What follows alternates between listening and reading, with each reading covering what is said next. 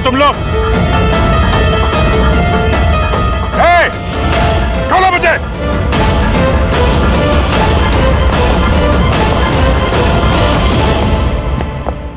कौन है तुम लोग?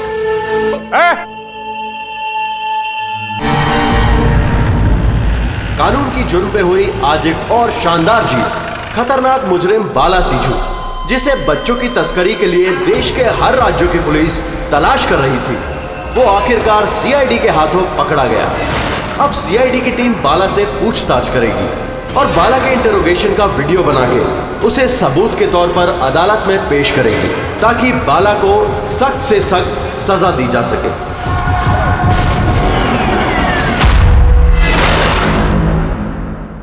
एक कप चाय ही मिलेगी?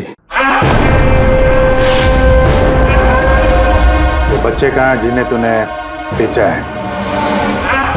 मैंने किसी बच्चे को नहीं बेचा। बच्चे देश में है या विदेश में? मेरी चाय कहाँ है एसीपी साहब? देश में या विदेश में?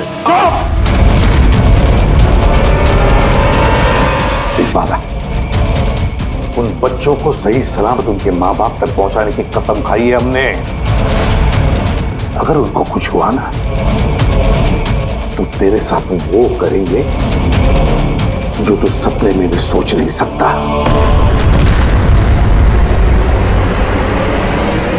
एसीपी साहब, आप मुझे धमकी दे रहे हो? हाँ? शुक्र मना हम लोग हैं तो सिर्फ बात कर रहे हैं। अगर दया होता ना तो क्या कर लेता वो? ज्यादा से ज्यादा मेरे लिए चाय बना के लाता वो।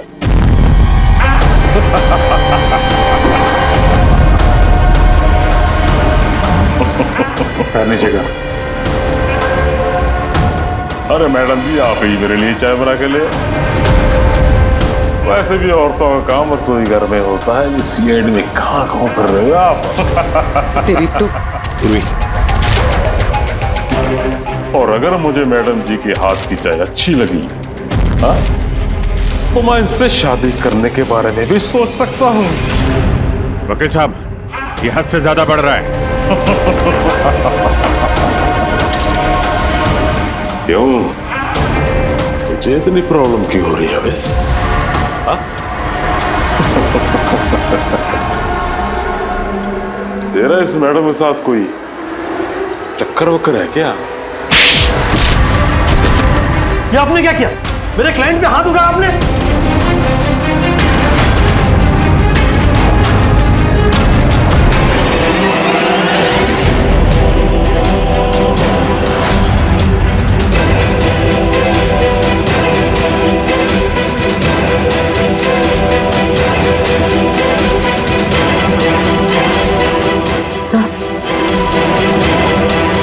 So he's dead? क्या?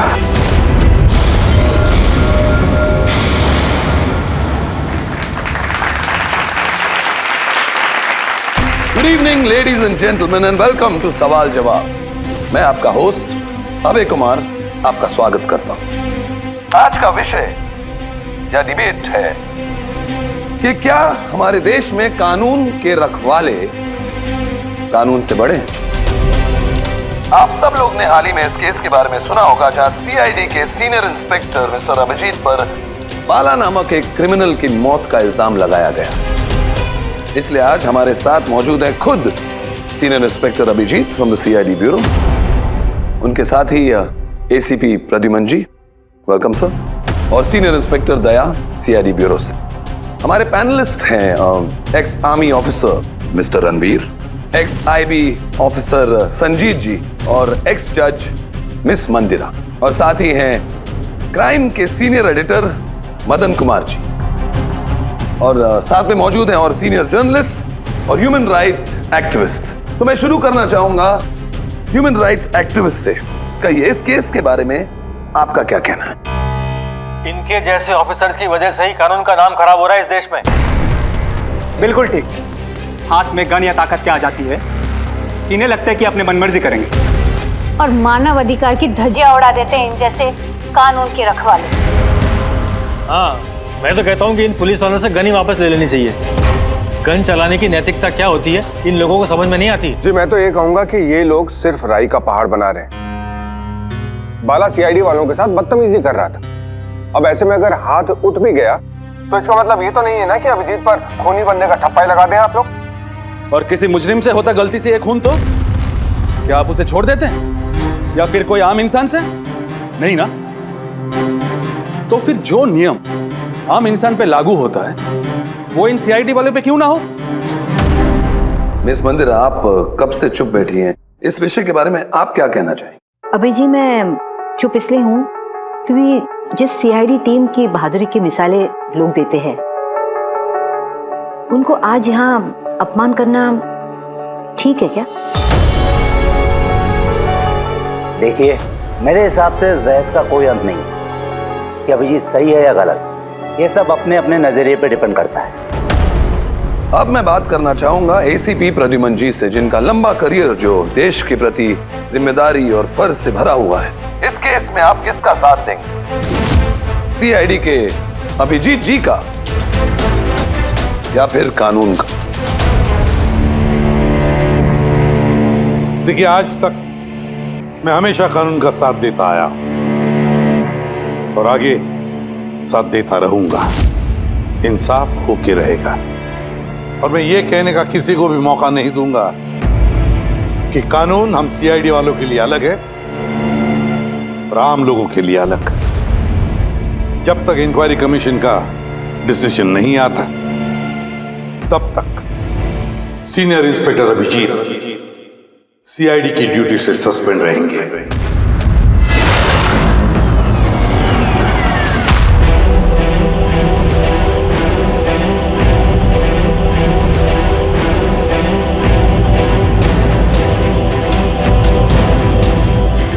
एक मिनट सर।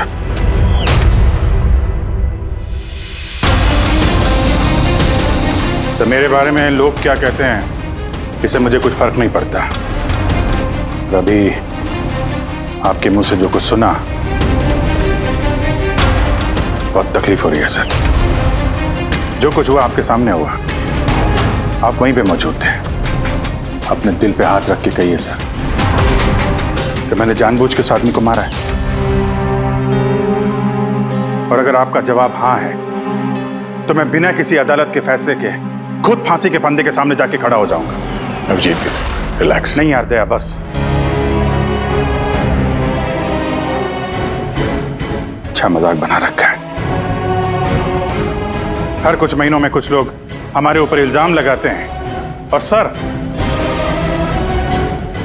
हमारा साथ देने के बजाय हमें सस्पेंड कर देते हैं। और आप लोग बड़ी बड़ी बातें कर रहे थे मानव अधिकार की। क्या कह रहे थे आप? हमारे हाथों से गन ले लेनी चाहिए। अगर आज आप लोग अपने घरों में सुरक्षित तरीके से होली दिवाली मना रहे हैं वो इसलिए कि हमारे हाथों में गन्स हैं। हम लोग रात भर जागते हैं ताकि आप लोग चैन की नींद सो सकें। जब मुजरिम यहां सर पे बंदूक तानता है, छाती पे गोली चलाने वाला होता है और तब आपको यह याद दिलाया जाता है कि आपको पलट के मुजरिम पे वार नहीं करना है, सिर्फ टांग पे गोली चलानी है। उस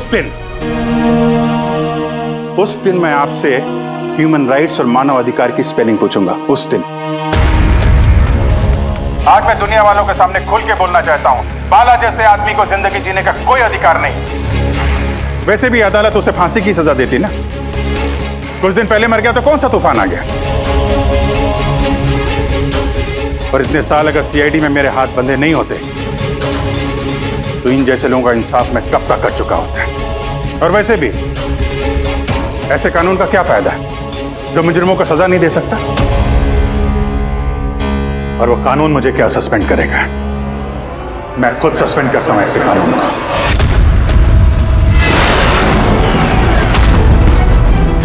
दिल में जज्बा और जेब में इस्तीफा लेकर हमेशा घूमता हूं मैं।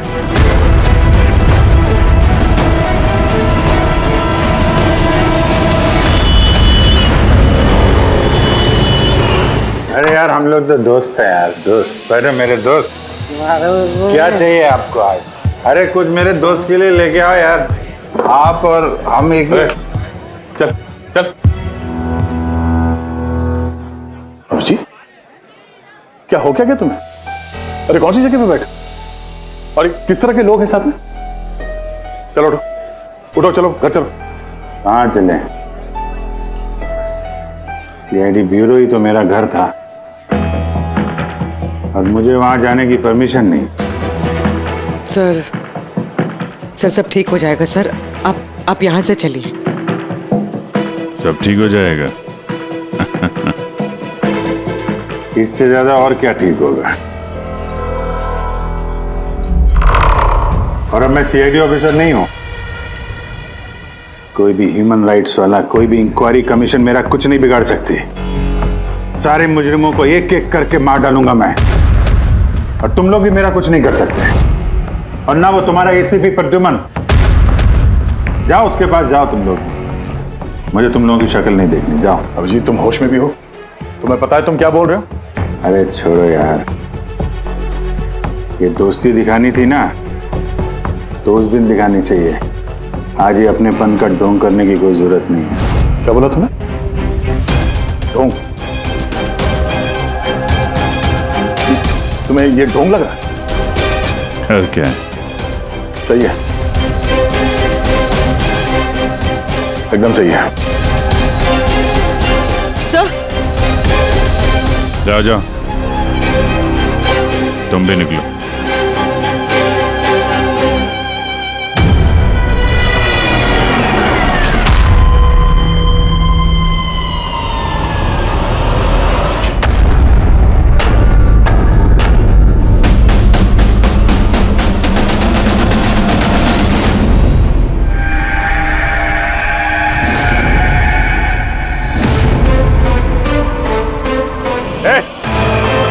कौन है यहाँ? ये आंखों में पट्टी क्यों बांध रखी है? बोलो मुझे, कहां लेके आ गए? कौन हो तुम लोग? खोलो मुझे।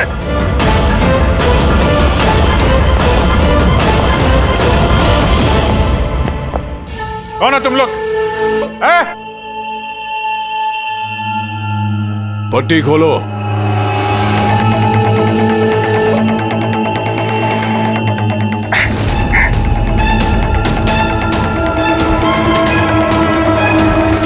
जानते हो किसे किडनैप किया तुमने? एक सीआईडी ऑफिसर। अभिजीत, अब तुम एक सीआईडी ऑफिसर नहीं रहे। सीनियर इंस्पेक्टर अभिजीत सीआईडी की ड्यूटी से सस्पेंड रहेंगे। डरो मत, तुम्हें हमसे कोई खतरा नहीं। हमें अपना दोस्त समझो। दोस्त? आखिर हो कौन तुम लोग? सब पता चल जाएगा अभिजीत कि हम कौन हैं और तुमसे चाहते क्या हैं। वहां अंधेरे में छुप के क्यों खड़े हो? हिम्मत है तो सामने आओ। हम अंधेरे में इसलिए हैं क्योंकि ये देश और समाज रोशनी में हमें हमारा काम करने नहीं देता। क्या मतलब? हम भी तुम्हारी तरह कानून के रखवाले हैं, लेकिन तुम कानून के दायरे में रह के काम करते हो और हम उसके बाहर। हम सीधा मुजरिमों का इंसाफ करते हैं, न कोर्ट न कचहरी न इंक्वायरी कमीशन, सीधे सजाए मौत। एक मिनट, ये तुम लोग क्या कह रहे हो? मैं कुछ समझ नहीं पा रहा हूं। पहचानते हो इसे? ये तो मालविका है, कहने को सोशलाइट, लेकिन कई आतंकवादी गतिविधियों से जुड़ी हुई है ये। Good, next. Rangan Banga real estate का बिजनेस दिखाने के लिए और उसकी आड़ में ड्रग्स का लेन देन। विलियम? ये तो विलियम है। 7 मर्डर का इल्जाम है इसके ऊपर। That's right. मगर मुझे क्यों दिखा रहे हो इनकी तस्वीरें? मुझसे क्या चाहते हो? बताते हैं। पहले तुम जरा ये बताओ कि अगर तुम्हें यह पता चले कि इन मुजरिमों को कानून कभी सजा दे नहीं सकता, तब तुम क्या करोगे? अगर इनको कभी सजा नहीं मिल पाई तो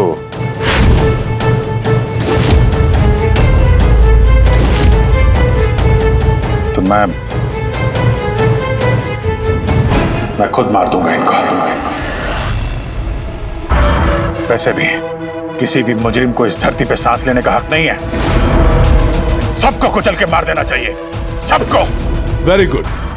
तुम्हारे अंदर हम यही जोश और जुनून देखना चाहते थे। हम तुम्हारा दर्द समझ सकते हैं अभिजीत। अगर बाला गलती से मारा भी गया तो क्या फर्क पड़ता है? था तो वो एक मुजरिम ही ना। अब तुम ही बताओ अभिजीत, इतने सालों की ड्यूटी का ये जो सिला मिला है तुम्हें, क्या ये ठीक है? इनके जैसे ऑफिसर्स की वजह से ही कानून का नाम खराब हो रहा है इस देश में। और मानव अधिकार की धज्जियां उड़ा देते हैं इन जैसे कानून के रखवाले। हाथ में गन या ताकत क्या आ जाती है? इन्हें लगता है कि अपने मनमर्जी करेंगे। नहीं, बिल्कुल ठीक नहीं है।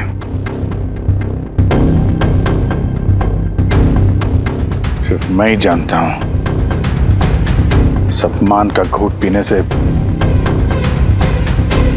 क्या बीत रही है मुझ पे।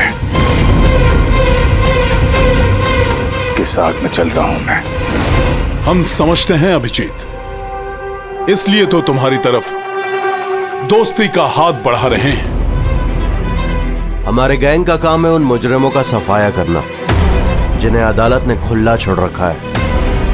बनोगे हमारे गैंग का हिस्सा? सोच क्या रहे हो अभिजीत? हमारा साथ दोगे या फिर उस सिस्टम का जिसने अनजाने में हुए एक हादसे के लिए तुम्हें सजा दी? मैं नहीं जानता कि तुम लोग कौन हो, पर जब लड़ाई जुर्म और मुजरिमों के खिलाफ है तो अभिजीत का जवाब हमेशा हाँ है। और इससे पहले तुम्हें अपनी वफादारी की परीक्षा देनी होगी। वफादारी की परीक्षा? कौन है आदमी? छगन आज तक 5 औरतों को मार चुका है ये, और अदालत ने इसे दिमागी रूप में बीमार करार देकर रिहा कर दिया। लो रिवॉल्वर और चलाओ गोली।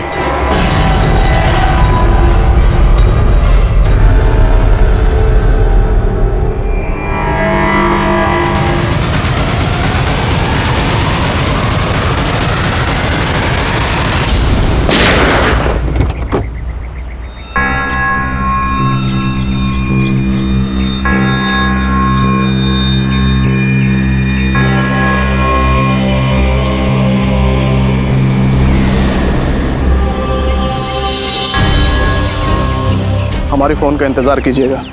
और हाँ, जो आपको तकलीफ हुई ना, उसके लिए सॉरी। और एक बात ध्यान में रखिएगा, फ़ोन हमेशा अपने साथ रखिएगा। अगर बाथरूम जाना है तो भी।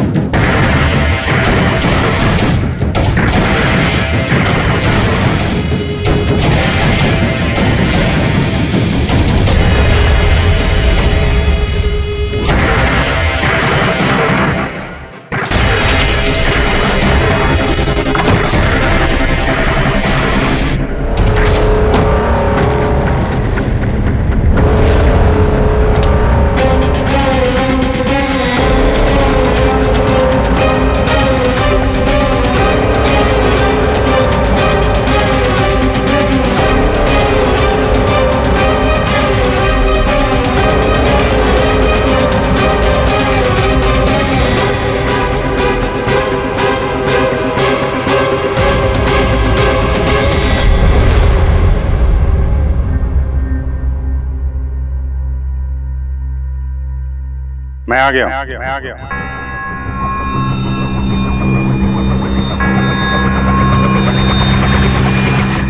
हमारा अंदाजा सही निकला। मतलब जो कहानी हमने फैलाई थी वो मान लिया उन लोगों ने, और चारा ही क्या था।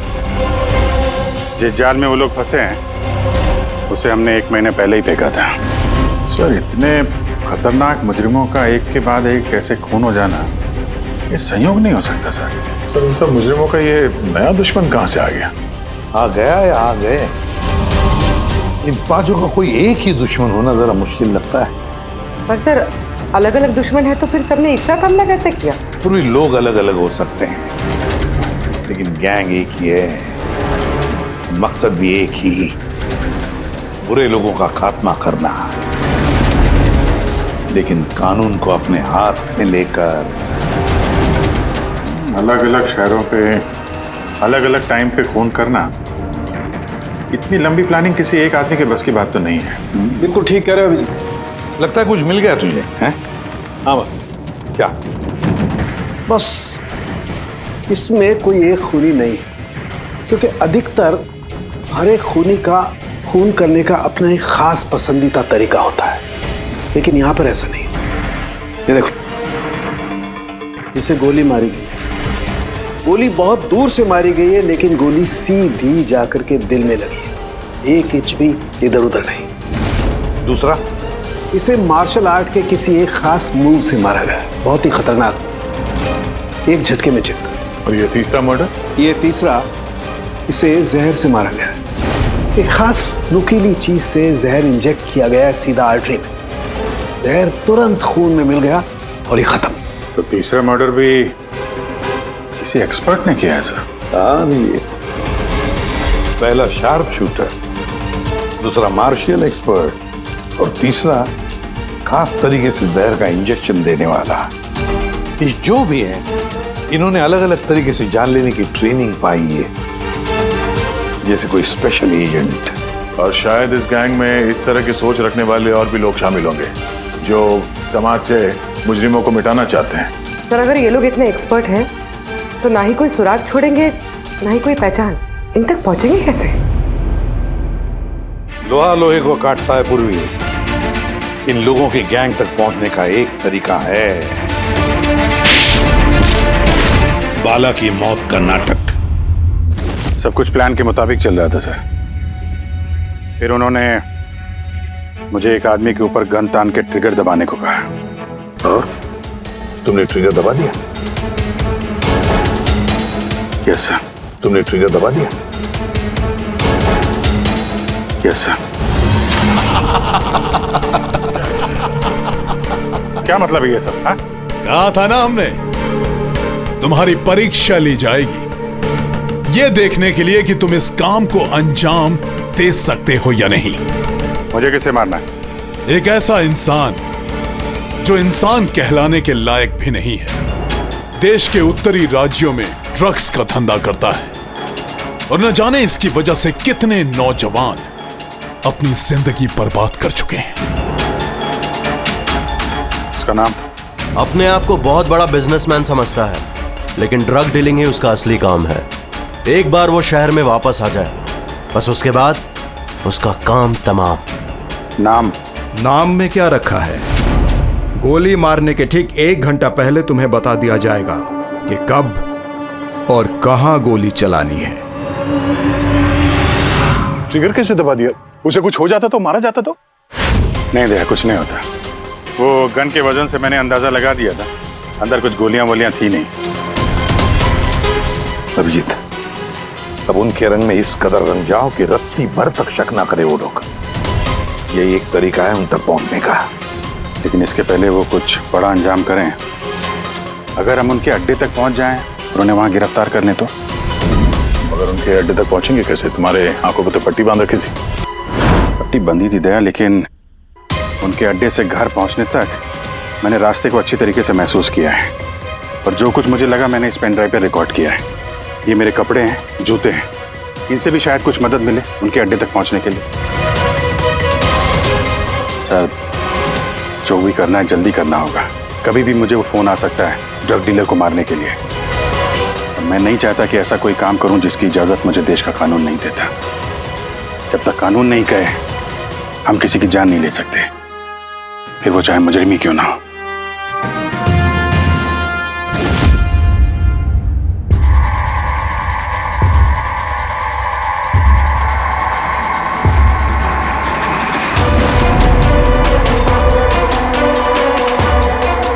ध्यान से सुनना, कुल मिला के 1.5 घंटे लगे थे मुझे उनके अड्डे से अपने घर आने में। कार की स्पीड 60 के ऊपर नहीं गई होगी।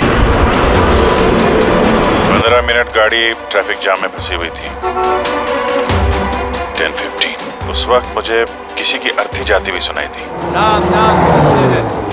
और हाँ, जब हम अड्डे से निकले थे तो वहाँ कहीं मंदिर में आरती हो रही थी लाउड स्पीकर पे। और कुल मिला के 6 ट्रैफिक सिग्नल पे गाड़ी रुकी थी और कुछ 5 फ्लाईओवर्स थे और हर फ्लाईओवर को क्रॉस करने में करीब 40 से 45 सेकंड लगते। रेलवे स्टेशन और एक फ्लाईओवर के नीचे रेलवे स्टेशन था जहाँ पे ट्रेन की अनाउंसमेंट हो रही थी। सर आप अंदर। सर ये देखिए, अनिकेत कुमार सर, सीबीआई ने अभी थोड़े दिन पहले इससे बातचीत भी की थी। सर देश के कई जगहों पर ये ड्रग्स का धंधा करता है। अभी कहाँ है? सर वो फ्रेडी सर देख रहे हैं। सर ये पैडी है, धान। ओह ये पैडी है, वो जो तुम अभिजीत की कमीज पर से लेके आई थी और रेशा, वो एक गनी बैग का रेशा, किसी बोरी का। मतलब पैडी और बोरा, इसका मतलब ये कोई गोदाम है। गोदाम को अपना अड्डा बना रखा है उन लोगों ने। कोई ऐसा गोदाम जहां पर अनाज रखा जाता है या फिर कोई ग्रेन मिल। सर ये रूट लिया उन लोगों ने। ये रूट ठीक वैसा जैसे अभिजीत सर ने बताया था, विरार की तरफ जाता है ये। गुरजापुर में। हाँ डॉक्टर साहब, क्या अभिजीत को अनाज के गोदाम में रखा गया था? अनिकेत आज सुबह ही ग्रीस से वापस लौटा है, अभी तक ऑफिस नहीं आया। अच्छा, अब गैंग वालों का फोन आएगा अभिजीत को, आएगा फोन।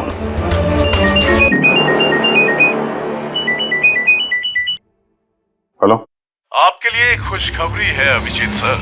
जिस घड़ी का आपको इंतजार था वो आ गई है। आज आपके शुभ हाथों से एक मुजरिम को सजा मिलेगी। ठीक 1.5 घंटे के बाद एक काले रंग की गाड़ी आएगी आपके पास और बता देगी कि आपको किस पे और कहां गोली चलानी है। मगर राइफल कौन सी है? क्या फर्क पड़ता है राइफल कौन सी है? आपको तो सीआईडी ट्रेनिंग में हर किस्म की ट्रेनिंग दी जाती है ना।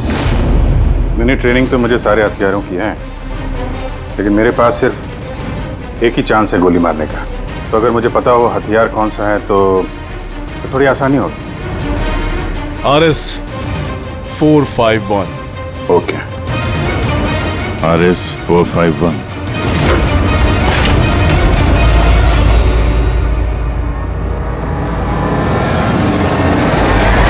ये क्या कह रहे हैं आप? मेरी जान को खतरा है? फिर तो मैं कहीं जाऊंगा ही नहीं, घर के अंदर ही छुप के बैठूंगा मैं। सारी मीटिंग्स कैंसिल। अनिकेत, घर में छुप कर बैठने से कोई फायदा नहीं होगा। उन लोगों ने ठान लिया है तुम्हें मारने का और वो मार कर ही रहेंगे तुम्हें। तो आप कुछ कीजिए ना, आप लोग सीआईडी वाले हैं, बचा लीजिए मुझे। बचा लेंगे हम तुम्हें, सिर्फ इस बार गोली हमारा ऑफिसर तुम पर चलाएगा। तुम्हारे इन कपड़ों के अंदर एक बुलेट प्रूफ जैकेट होगा और कुछ खून के पैकेट्स। अगर निशाना इधर उधर चला गया तो, अगर गोली सर पर लग गई तो? कुछ नहीं होगा, क्योंकि गोली भी नकली होगी। और हाँ, तुम्हें तुम्हारे कर्मों की सजा जरूर मिलेगी, मगर पहले हम तुम्हारे जरिए उस मास्टरमाइंड को पकड़ेंगे। अब बताओ, मीटिंग के लिए कहाँ जाने वाले थे तुम? अगली मीटिंग 1 घंटे में है। एक मॉल के बाहर एक प्रोडक्ट लॉन्च है। मॉल के बाहर? हेलो, मुझे लगता है मिशन कैंसिल करना पड़ेगा। मगर क्यों? बाला जिंदा है।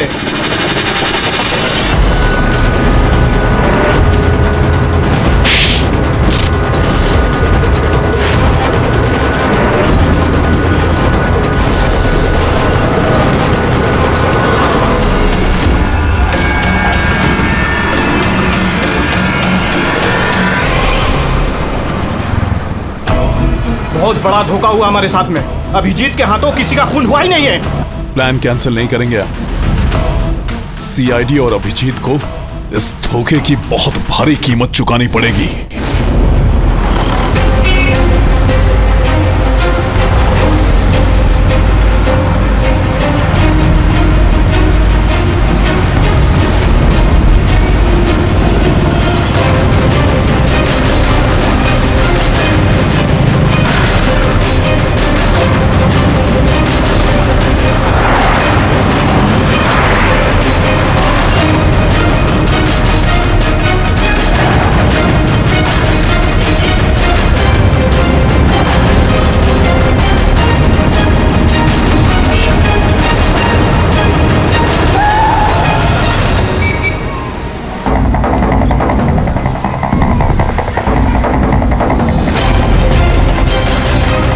यहाँ पे वो आदमी आने वाला है। पर वो आदमी आया कौन? सब्र रख, पता चल जाएगा। चल तुझे वो जगह दिखाता जहाँ से तुझे गोली चलानी है उस पे।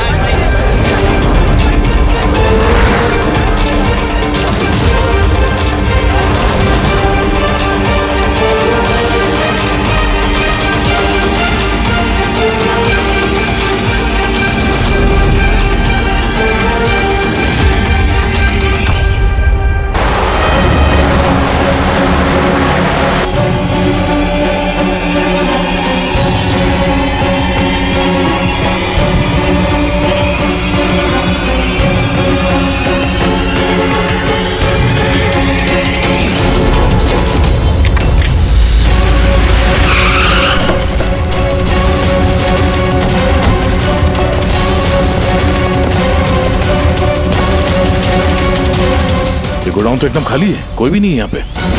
हाँ सर, ये वो गोदाम तो नहीं लग रहा है जिसे हम ढूंढ रहे हैं। ओ भाई साहब, कौन है आप लोग? क्या चाहिए? तुम यहाँ पे काम करते हो? ये गोडाउन को इस्तेमाल कर रहा था क्या? नहीं तो पिछले 2 साल से बंद पड़ा हुआ है और ये गोदाम हमारे बॉस को बेचना है। अब क्या खरीदने आए? अगर ये वो गोडाउन नहीं है तो फिर कौन सा गोडाउन है?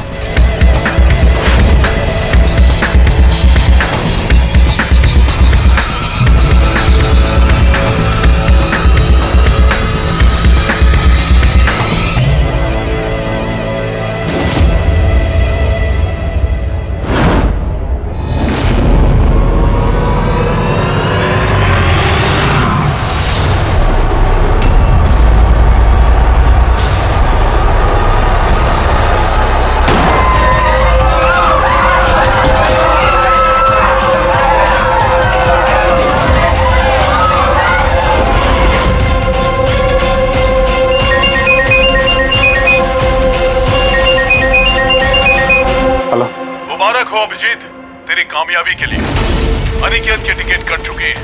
अब बैठो गाड़ी में, मिलकर बधाई दूंगा तुम्हें। ठीक है, आ रहा हूं मैं।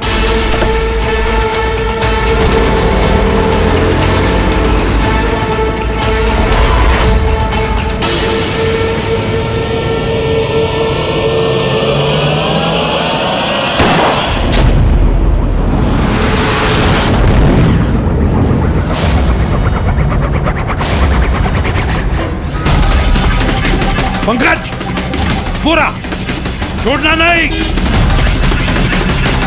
ओह नो सर। क्या हुआ? सर मुझसे एक गलती हो गई। वो तिलक नगर वाला गोदाम मिस हो गया। सर ये देखिए, सर वहाँ पर भी मंदिर है, स्मशान है, फ्लाईओवर है और रेलवे ट्रैक है। कहीं ये वही गोडाउन तो नहीं है? कितनी दूर है यहाँ से? सर ट्रैफिक है तो 40-45 मिनट लगेगा। सर मुझे को पता था हमारे प्लान का। अभिजीत सर नकली गोली चलाने वाले थे। अभिजीत की जान को खतरा है। दया को फोन करना होगा। दया, देखो अनिकेत पर किसने गोली चलाई है, असली गोली। हाँ, अभिजीत की जान को खतरा है। उनके अड्डे का पता चल गया? नहीं सर, ढूंढ रहा हूँ। जल्दी जल्दी दया, टाइम नहीं है हमारे पास।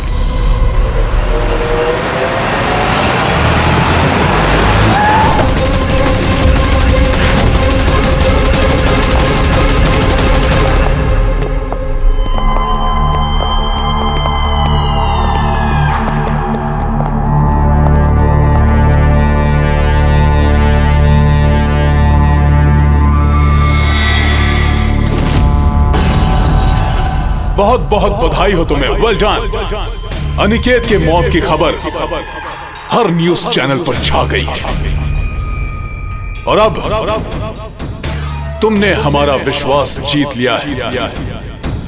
इसलिए अब हम अंधेरे से रोशनी में आकर तुमसे अपनी पहचान करवाएंगे।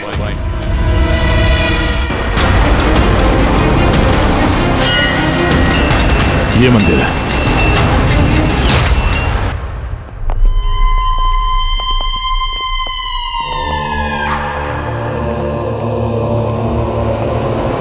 हमारे पैनलिस्ट हैं ex IB officer Sanjeet ji, ex जज miss Mandira, ex army officer mister Ranveer. Oh, तो आप लोग हैं? हाँ, हम। क्यों? हैरानी हुई हमें देखकर? भूल गए उस दिन जब सिर्फ मैंने तुम्हारा समर्थन किया था?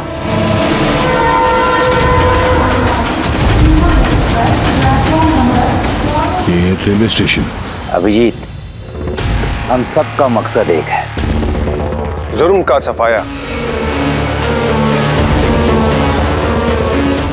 मगर आपके ये चौथे साथी,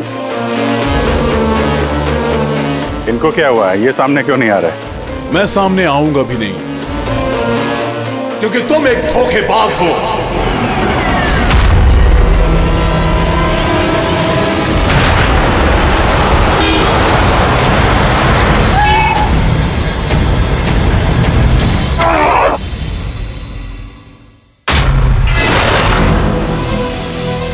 बाला जिंदा है? हाँ, ये जिंदा है, क्योंकि ये सब सीआईडी की सोची समझी चाल थी हमें फंसाने के लिए।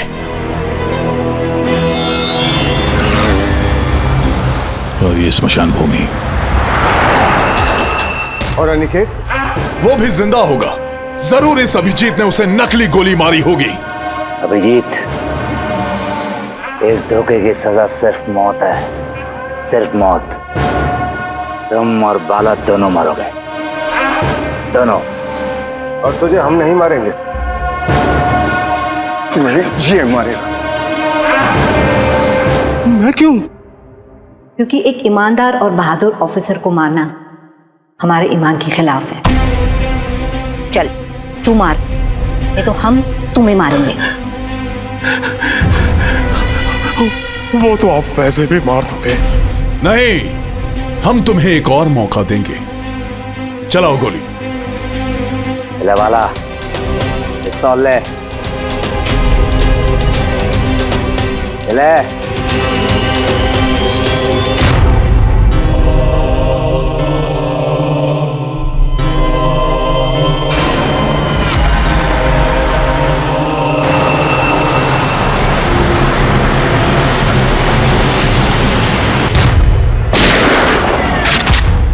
कोई नहीं भागेगा। चल। मैं आपका होस्ट अभय कुमार। हम लोगों ने जो कुछ भी किया उसका हमें बिल्कुल अफसोस नहीं। हम लोग भी देश के लिए कुछ करना चाहते थे, जैसे आप लोग करना चाहते हो। देश के लिए कुछ कर गुजरना बड़ी अच्छी बात है, पर जो रास्ता तुम लोगों ने अपनाया ना, वो गलत है, कानून के खिलाफ है। तो कानून कौन सा 100% परफेक्ट है? ये वही कानून है जिसके चलते इतने सारे मुजरिम समाज में आजाद घूम रहे हैं। उस अनिकेत को भी आपने बचा लिया ना? हाँ, अनिकेत को हमने बचा लिया, सिर्फ गोलियों से, कानून से नहीं, समझे? रही बात परफेक्शन की, तो 100% परफेक्ट कुछ भी नहीं होता है, उसे बनाना पड़ता है। आप लोगों का तरीका क्या परफेक्ट है? क्या गारंटी है इस बात की कि अपनी सनक के चलते तुम लोगों ने सिर्फ गुनहगारों को ही मारा है, किसी निर्दोष को नहीं? अब उसी अदालत के सामने जाकर अपनी शिकायत पेश करना, उस अदालत से जिससे तुम इतने परेशान हो। अब वही अदालत तुम्हारा इंसाफ भी करेगी। अब पता चलेगा तुम लोगों को कि अपने देश के कानून की मर्यादा का एहसास क्या होता है। केस बड़ा ही पेचीदा था सर। हाँ, तो मुजरिम भी तो पकड़े गए और एक केस खत्म। चलो भाई, घर नहीं जाना क्या? मगर अभी एक अपराधी को पकड़ना बाकी है। क्यों दया? Hello CID. कौन है आप लोग? क्या चाहिए? मैं विक्रांत हूँ, क्राइम टीम से। हमें यहाँ की तलाशी लेनी है। ये सर्च वारंट है। तलाशी?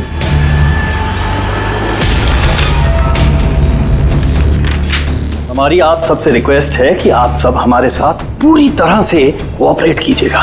क्या हम जान सकते हैं कि तलाशी क्यों ली जा रही है? दमन के फांसी वाले केस में आप सबके खिलाफ कंप्लेंट है कि आप सब ने एविडेंस के साथ छेड़छाड़ की थी। दया हमारे पास है, हमारी जेल में। तो अगर दया को बचाना चाहते हो तो पहले मेरे भाई को बचाना होगा, वरना ठीक 4:30 बजे ना सिर्फ मेरे भाई को फांसी होगी बल्कि सीनियर इंस्पेक्टर दया भी फांसी पर चढ़ेगा। तलाशी शुरू करो। आप सबके फोन रिकॉर्ड्स भी चेक किए जा रहे हैं। अब आप सब पे कड़ी नजर रखी जाएगी।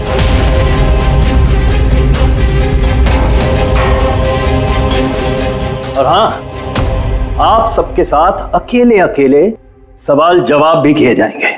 मेरी आपको पर्सनल सलाह है, जो भी बोलना बिल्कुल सच बोलना। ये सीआईडी का फ्यूचर तय करेगा। सीआईडी से हैं, कोई पानी का बुलबुला नहीं। और तुम कौन होते हो हमारा फ्यूचर तय करने वाले? सीआईडी की बुनियाद सच की नींव पे टिकी है। झूठ बोलना हमें आता नहीं। हाँ हाँ पता है, आप सीआईडी वाले हो, पता है।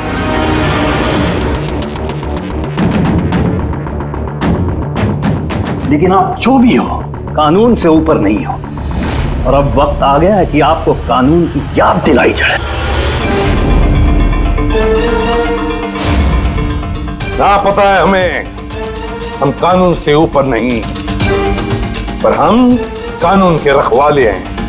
कानून के रखवाले हम सीआईडी वाले हैं, और हम गर्व से कहते कि हम सीआईडी वाले हैं। और हमारे खून का एक एक कतरा सीआईडी को और इस देश को समर्पित है।